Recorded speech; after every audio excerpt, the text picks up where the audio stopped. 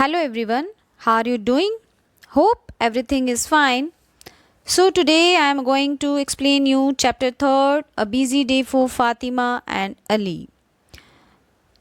Brother and sisters, siblings, and it is very interesting chapter. You'll enjoy this chapter because in this chapter uh, Fatima and Ali has busy day. उनका जो day है वो बहुत ही busy है. कैसे है?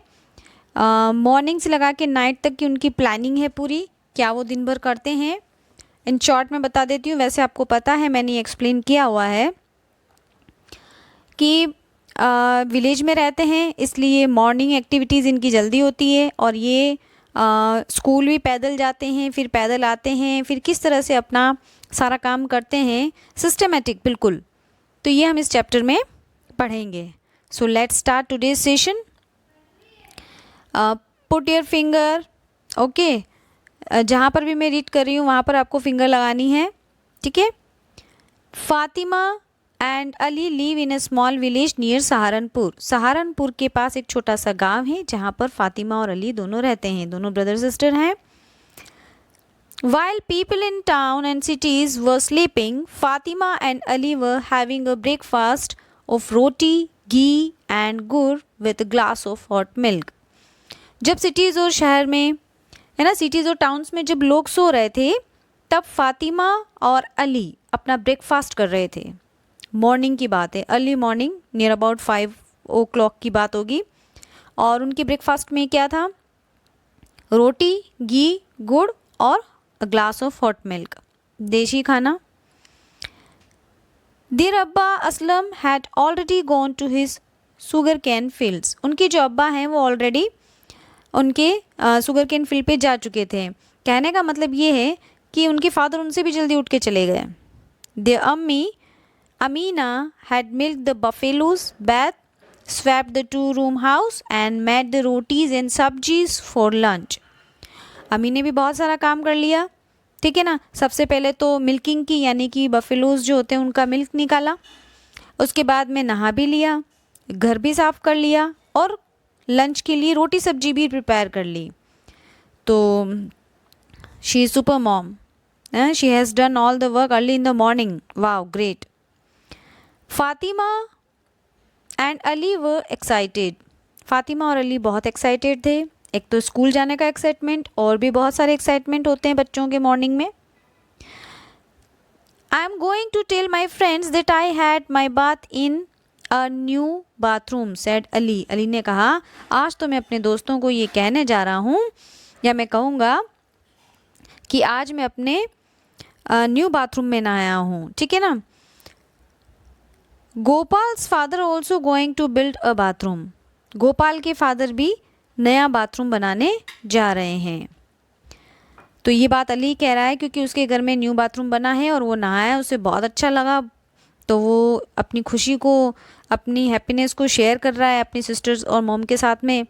और ये भी बता रहा है कि उसका जो फ्रेंड है गोपाल, उसके फादर भी बाथरूम बनाएंगे. स्पेशली मोस्टली जो विलेजेस होते हैं वहाँ पर ये सुविधाएं नहीं होती, तो उन्हें अच्छा लग रहा है.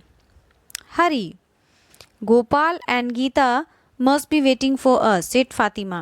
तो फातिमा ने कहा कि चलो चलो जल्दी, है ना, गोपाल और गीता हमारा वेट कर रहे हैं. Be careful when crossing the highway, said अम्मी. अब अम्मी ने इंस्ट्रक्शंस दिए. इंस्ट्रक्शंस क्या थे?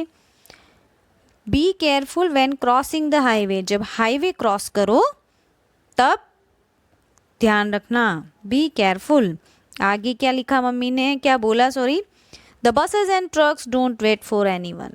हाईवे है, बसेज और ट्रक्स किसी का वेट नहीं करते हैं. अगर आपने ध्यान नहीं रखा कुछ भी हो सकता है. सो बी केयरफुल बच्चों. Gopal and Gita were waiting for them. तो ये मम्मा की बात सुन के फिर ये निकले और आगे इनके जो फ्रेंड्स हैं वो इनका वेट कर रहे थे, जिनका नाम था Gopal and Gita. The 4 children walked on the mud paths between the sugarcane fields. फिर चारों बच्चे फील्ड के बीच में जो मडी पाथ है वहाँ से रवाना हुए स्कूल के लिए. Hari and Jamuna joined them at the next village.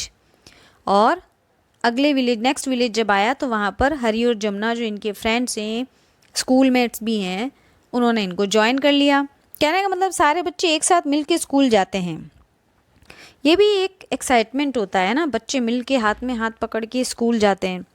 मेरा भी स्कूल यहाँ से थोड़ा दूर था, ज़्यादा दूर नहीं था, तो मैं भी पैदल पैदल ही अपनी फ्रेंड्स के साथ जाया करती थी और मज़े से जाते थे, मज़े से आते थे। ठीक है ना, रोड क्रॉस करना, फिर वापस आना हाथ पकड़ के। ठीक है, एक फ्रेंड दूसरी फ्रेंड का हाथ पकड़ती, उसके बाद में हम रोड क्रॉस करते, बहुत अच्छा लगता था।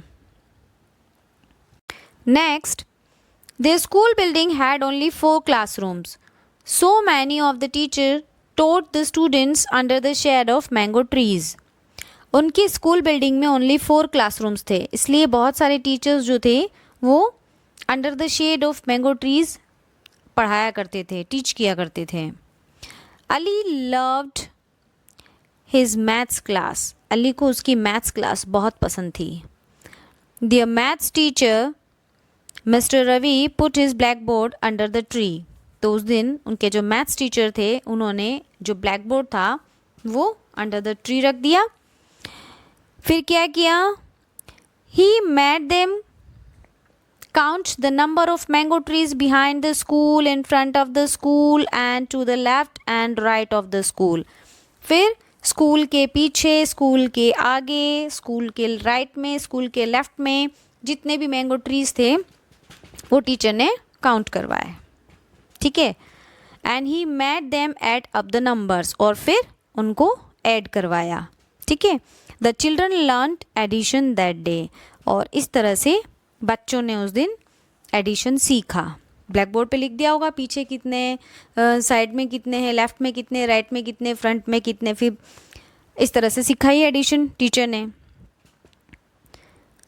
सो Ali said mister Ravi, how many mango trees do we have around the school. तो फिर टीचर ने कहा, मिस्टर रवि ने अली से कि हाँ तो अली, ठीक है ना, स्कूल के चारों तरफ यानी कि अराउंड द स्कूल कितने ट्रीज हैं, mango trees.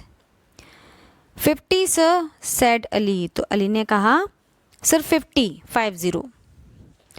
No sir said बच्चू। तो बच्चू ने कहा नहीं सर, नहीं 50 नहीं है, there are 49 trees, only 49 trees हैं। Why do you say that Bachchu said mister Ravi. तो मिस्टर रवि ने बच्चू से कहा ऐसा क्यों, तुम ऐसा क्यों बोल रहे हो, वाई डू यू से। One of the tree at the back of the school is a jamun tree. तो बच्चों ने आंसर दिया कि हमारे स्कूल के पीछे बैक में जो ट्रीज हैं उसमें से एक ट्री जो है वो जामुन ट्री है, that's why I am saying that thing. So बच्चों का दिमाग अच्छा था, फटाफट पकड़ लिया उसने। We eat jamuns from the tree every summer. So Bachchu saying कि हम हर समर में इस ट्री से जामुन खाते हैं। The leaves are also different, leaves भी डिफरेंट नज़र आ रही हैं। Sir see I brought 2 leaves to show you. मैं आपके सामने 2 लीव्स लेके आया हूँ आपको शो करने के लिए। 1 from the mango tree and 1 from the jamun tree. एक मैंगो ट्री की लीफ है और एक जामुन ट्री की लीफ है। क्लेवर बॉय बच्चू सेड मिस्टर रवि। तो मिस्टर रवि ने कहा wow you are very clever बच्चू। The jamun leaf is also softer than the mango leaf and the shapes are different as well. तो टीचर ने देख के बता दिया कि इनकी जो लीव्स हैं, ठीक है, जामुन की और मैंगो ट्री की, ये भी थोड़ी डिफरेंट है। जामुन की जो लीफ है होती है वो सॉफ्ट होती है मैंगो की लीफ से, और थोड़ी सी शेप में भी डिफरेंट होती है।